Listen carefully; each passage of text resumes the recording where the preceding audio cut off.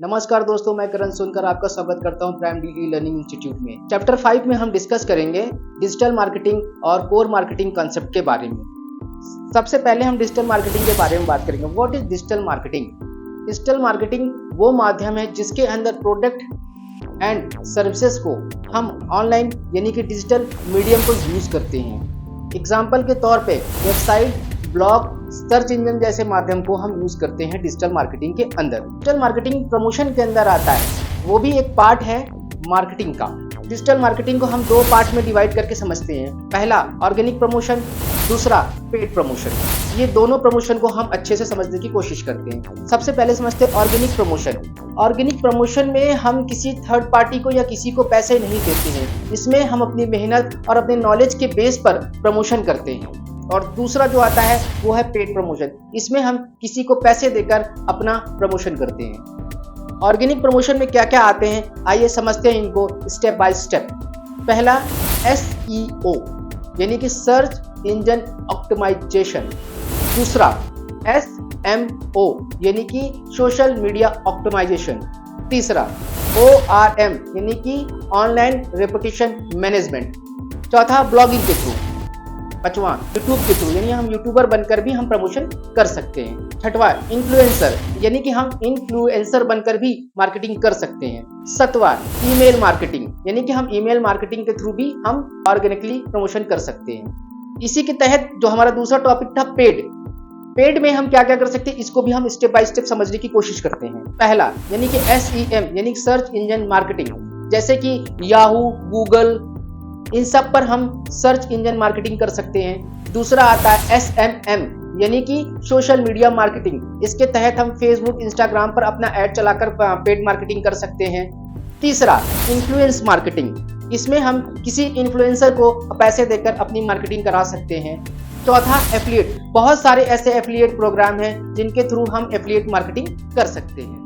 दूसरे कंसेप्ट पे चलते हैं जिसको हम कहते हैं कोर मार्केटिंग कंसेप्ट यानी कि CMC, जिसमें अगर आप कोर मार्केटिंग कंसेप्ट के 10 कॉन्सेप्ट को समझते हैं तो जो जॉब करने वाले हैं, जो पार्ट टाइम जॉब करने वाले हैं या फिर जो बिजनेस स्टार्टअप करने जा रहे हैं, उनको 10 कोर कंसेप्ट मार्केटिंग के तहत बहुत हेल्प हो सकती है। इस कोर कॉन्सेप्ट मार्केट के तहत पहला जो आता है वो है needs, wants and demand.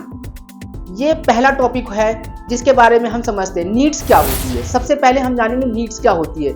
Need एक तरह की बेसिक रिक्वायरमेंट होती है, जैसे खाना, हवा, पानी, कपड़े और भी बहुत कुछ, जैसे कि human needs, education, recreation and entertainment. तो इसको नीड कहा जाता है। वांट भी एक तरह की नीड है, इसमें किसी ऑब्जेक्ट को सेटिस्फाइड किया जाता है जिसको हम वांट्स कहते हैं। उदाहरण के तौर पे मैं आपको समझाने की कोशिश करता हूँ। मान लो अगर किसी कस्टमर को नीड है खाना खाने की, मगर वो चाहता है कि उसे KFC का बर्गर मिले, तो इसे नीड्स नहीं, इसे वांट्स कहते हैं। बिकॉज उसकी एक स्पेसिफिक रिक्वायरमेंट है कि उसे KFC का बर्गर ही चाहिए, तो इसे नीड नहीं, इसे वांट कहेंगे कि उसे KFC का बर्गर खाना। डिमांड क्या है? Demand are wants for specific product backed by an ability to. Example के तौर पे मैं आपको समझाने की कोशिश करता हूँ। जैसे कि मान लीजिए कि वो 100 लोग हैं और वो 100 लोग चाहते हैं कि BMW कार ले, मगर उनमें से केवल कुछ ही लोग हैं जो BMW कार लेना चाहते हैं और साथ साथ पेइंग कैपेसिटी भी है, उनके पास पैसा है कि वो BMW कार खरीद सकते हैं। तो दोस्तों वांट एक चाहत हो सकती है, पर डिमांड वो चीज है जो डिमांड के साथ साथ उसके पास वो कैपेसिटी होनी चाहिए कि वो पैसे खर्च कर सके, उसे खरीद सके। किसी भी बिजनेस को शुरू करने से पहले आपको इन 3 चीजों का डिफरेंस बिल्कुल एकदम क्लियर होना चाहिए कि आप जो भी प्रोडक्ट सेल करने जा रहे हैं वो नीड्स में आता है, वांट्स में आता है या फिर डिमांड्स में आता है। उसी के हिसाब से आप फ्यूचर मार्केटिंग प्लान कर सकते हैं। कोर मार्केटिंग कॉन्सेप्ट का दूसरा इंपॉर्टेंट हिस्सा target market, segmentation and positioning.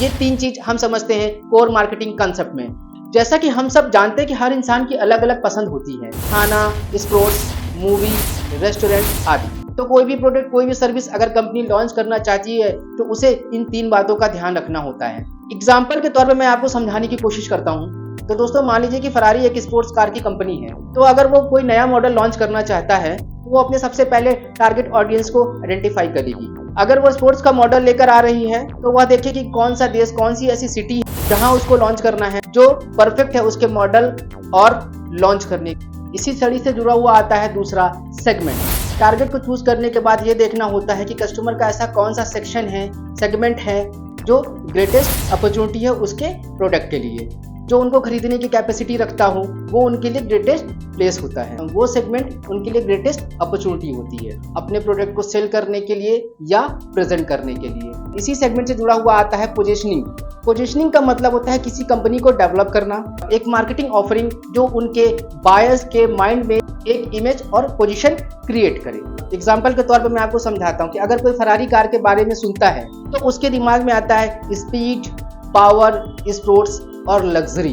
तो ब्रांड ने अपने ऑफरिंग को ऐसे प्रेजेंट किया कि स्पीड के साथ साथ स्पोर्ट्स, पावर, लग्जरी और कंफर्ट भी मिल रहा है। तो ये तीन चीजें बहुत इंपॉर्टेंट होती है, आप चाहे स्टार्टअप हो या कोई बड़ा ब्रांड हो। कोर कंसेप्ट मार्केटिंग में जो तीसरा मोस्ट इंपॉर्टेंट चीज होती है ऑफरिंग एंड ब्रांड्स। तो दोस्तों आज की डेट में मार्केट में एक अच्छे ऑफर की बहुत वैल्यू है। इसमें किसी कंपनी और कस्टमर के ऊपर बहुत अच्छा इफेक्ट पड़ता है। एग्जाम्पल के तौर पे मैं आपको समझाने की कोशिश करता हूँ। कोई भी एक अच्छा ऑफर और बेनिफिट जो ब्रांड अपने कस्टमर को देना चाहता है उनकी नीड को सेटिस्फाइड करने के लिए उनके लिए बना होता है, और जो ऑफरिंग है वो कॉम्बिनेशन से मिलकर बना होता है। वो ऑफर के रूप में हो सकता है, प्रोडक्ट या सर्विस के रूप में हो सकता है, या इंफॉर्मेशन के रूप में हो सकता है।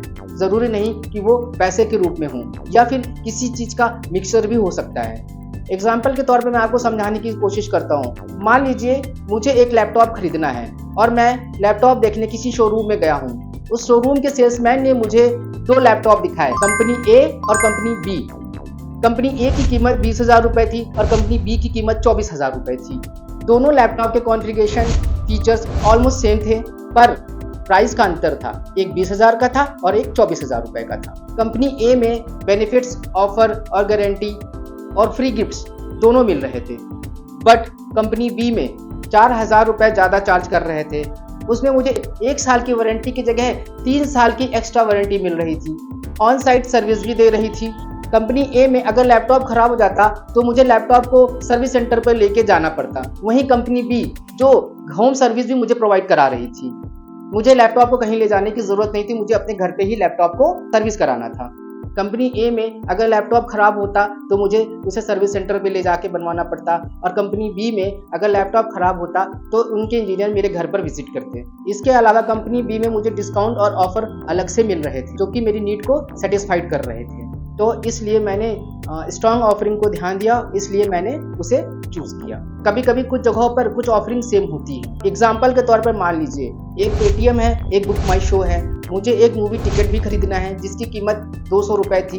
वहीं पर मुझे इन दोनों में से किसी एक कंपनी ने 5 रुपए का एक्स्ट्रा कैशबैक भी दे दिया, तो कस्टमर का ध्यान कभी कभी उस एक्स्ट्रा ऑफर की तरफ भी चला जाता है। तो ये बहुत इंपॉर्टेंट होता है कि ऑफरिंग सेम होने पर कस्टमर को कौन सा बेस्ट ऑफर मिलता है, उस तरफ कस्टमर वहां से जाके परचेजिंग कर लेता है। तो आज के डेट पर टाइम पर ऑफरिंग बहुत इंपॉर्टेंट है, चाहे वो ऑनलाइन हो या ऑफलाइन, दोनों जगह ऑफरिंग मोस्ट इंपॉर्टेंट पार्ट है। चाहे वो रनिंग बिजनेस हो, चाहे वो स्टार्टअप हो, चाहे वो बड़ा ब्रांड हो। तो आज के इस टॉपिक के बस इतना ही।